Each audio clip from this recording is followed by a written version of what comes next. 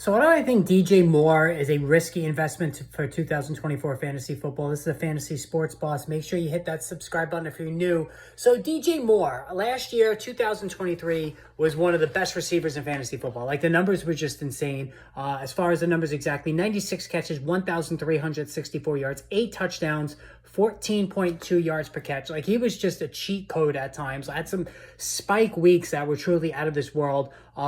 And carried, most of his owners to wins on his own certain weeks last season. And don't forget, Justin Fields, the quarterback for the majority of those games, not anybody's definition of an even competent passer. But while we have no question about DJ Moore's talent, and this, again, he's put up some big numbers going back to his Carolina days, with Sam Darnold and just the mishmash of PJ Walker quarterbacks that they had there, and he still put up big, over 1,000 yards, 90 plus catches there as well. The problem for DJ Moore, and he's still 27 years old, so he's just flat in his prime years. Major game-breaking talent. There's no question about it. But the fact of the matter is, this time around, we all of a sudden have a very, very crowded group of targets in Chicago. Not to mention the fact they're going to be breaking in Caleb Williams, a new quarterback that they drafted number 1 overall out of USC.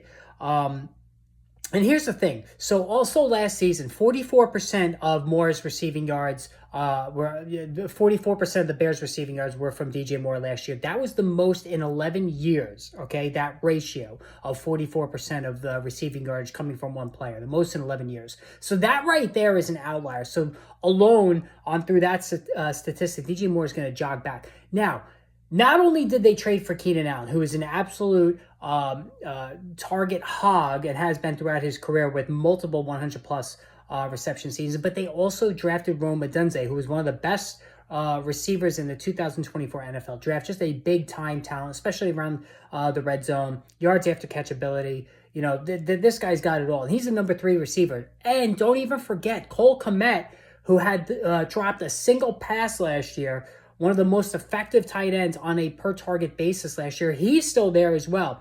And then DeAndre Swift, one of the most accomplished pass-catching backs, has been brought in as well. So you have 5 guys from the starting running back through the tight end and the 3 receivers that they have on this team that are all going to be competing for targets from a rookie quarterback. Now, Caleb Williams has all the talent, natural talent in the world, but we don't know how that's going to translate initially. So DJ Moore has a lot of red flags attached to his name. He's not going to replicate that insane yardage total last season. And even the 96 catches, I have a hard time seeing that replicated as well with Keenan Allen, Rome Odunze, and Cole Kmet, and DeAndre Swift around as well. So while I do think he's going to be a good low-end wide receiver too, I don't think he's going to be drafted as such. I think he's going to be drafted as a high-end wide receiver too, which to me, based on all the factors we talked about, is a little risky. So let me know what you think. Post in the comments below about DJ Moore. Am I wrong on this? What do you think? And like I said, more videos coming soon, so make sure you're a subscriber.